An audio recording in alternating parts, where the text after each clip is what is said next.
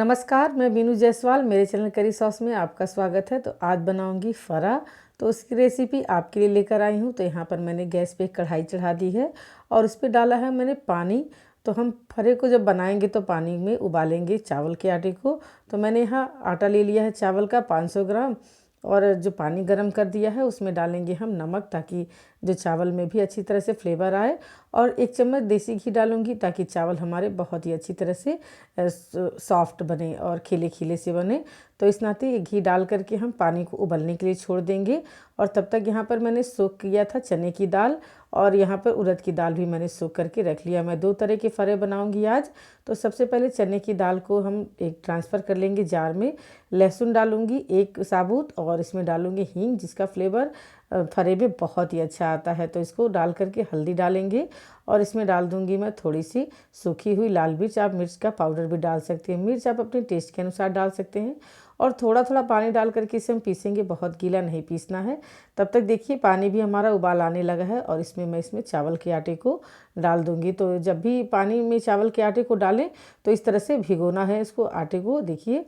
और ये अच्छी तरह से इस पे पक जाते हैं। तो थोड़ा गीला भी रहेगा तो भी ये जब हम गूँथेंगे तो इसमें थोड़ा आटा मिला देंगे तो ये तैयार हो जाता है। और सूखा है तो भी तो इस पर पानी का छींटा डालकर हम गूँथ लेंगे। तो इससे डरने की बात नहीं है।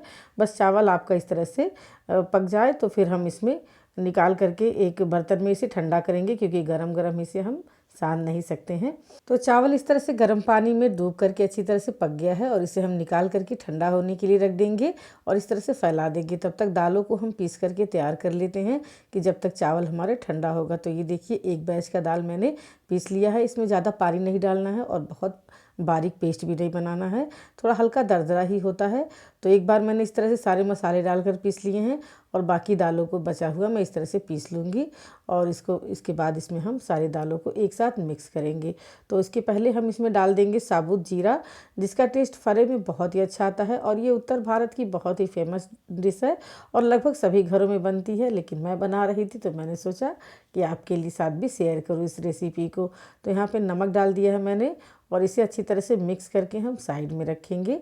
और इसमें जो हींग का फ्लेवर है वो बहुत ही अच्छा आता है, तो उसे स्किप ना करें। तो इस तरह से दाल हमारी जो है वो मिक्स होकर के तैयार हो गई है, और इसे मैं अभी साइड में रखूँगी। और फिर उसी जार में मैंने धोई को भी पीस लिया है। मैंने थोड़ी सी 1 कप धोई को भिगोया था, और उसमें हल्दी और हींग और नमक डाल करके इसे पीस लूँगी दरदरा ही, क्योंकि मैं आज धोई के फरे भी बनाऊँगी साथ ही साथ।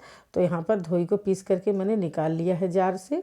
और फिर इसमें भी हम डाल देंगे जीरा साबुत आधा चम्मच, और इसमें डालूंगी मैं थोड़ा सा नमक डाल करके इसे फेंट दूंगी, ताकि धोई जो होते हैं वो थोड़े भारी होते हैं, तो हींग डालना ज़रूरी है और इसे फेंटना भी बहुत ज़रूरी होता है ताकि ये थोड़े हल्के हो जाए। तो मैं एक साइड से इसे फेंट करके हल्का करके साइड में रखूँगी।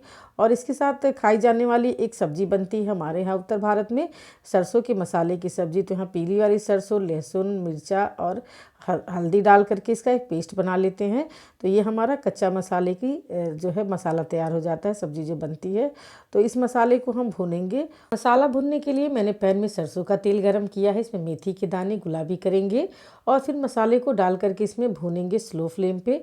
तो यहाँ मैंने थोड़ा सा पानी भी डाल दिया है मिक्सर के जार को धो करके, और इसे धीमी धीमी आंच पर हम चला करके भूनेंगे। तो एक साइड में मसाले को भूनूंगी और तब तक मैं कट कर लूँगी टमाटरों को। तो टमाटरों को थोड़ा मोटा मोटा ही कट करूँगी, और साथ में कट करूँगी सोया को। तो इस सब्ज़ी को आप जब भी बनाएं तो टमाटर और सोया के साथ ही बनाएं, ये बहुत ही टेस्टी लगती है और इसे आप कभी भी बना के खा सकते हैं। ये हमारे उत्तर भारत की बहुत ही फेमस कच्चा मसाला की सब्ज़ी है, जो यहाँ हर घर में लगभग बनती ही है। तो यहाँ पर मसाले को मैं भून रही हूँ, और इसे भून करके जब तक ये तेल अलग नहीं हो जाता है तब तक इसे हमें भूनना है, और इसका कलर भी थोड़ा गुलाबी हो जाएगा।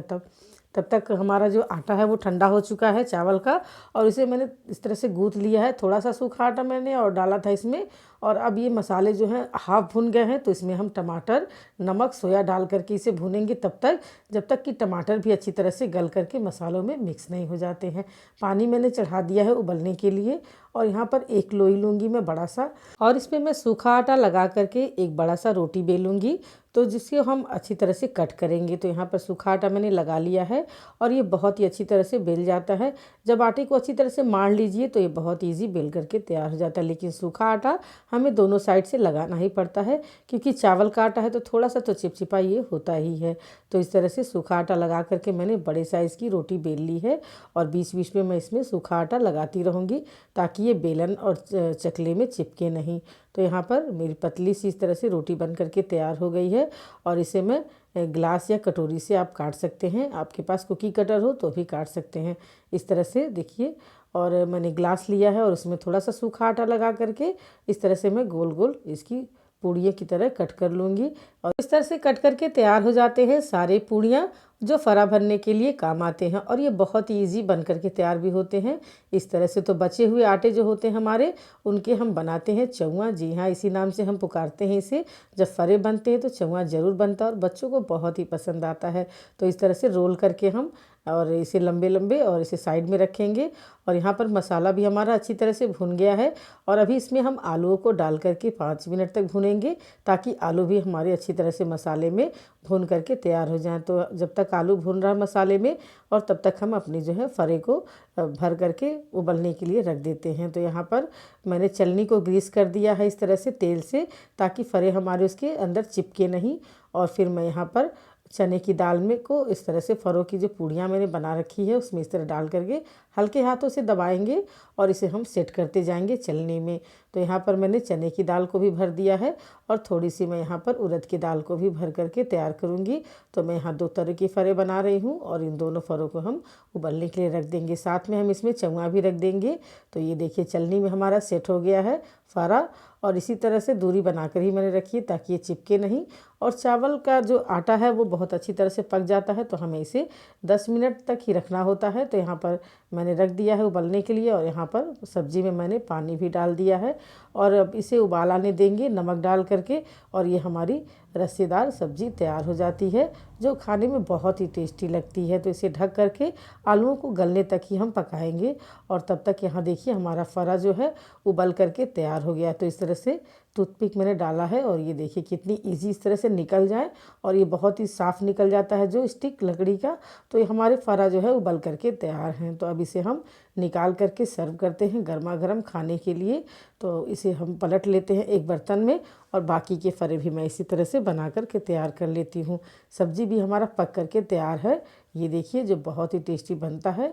तो चलिए अब इसे दोनों को हम सर्व करते हैं। तो हमारे बाकी फरे भी बन करके तैयार हो रहे हैं, और इसके बाद इसे आप भून करके भी खा सकते हैं। तो आप इसे 2 टुकड़े करिए और इसे तड़का लगाइए राई का, और इसे भून करके भी आप खा सकते हैं।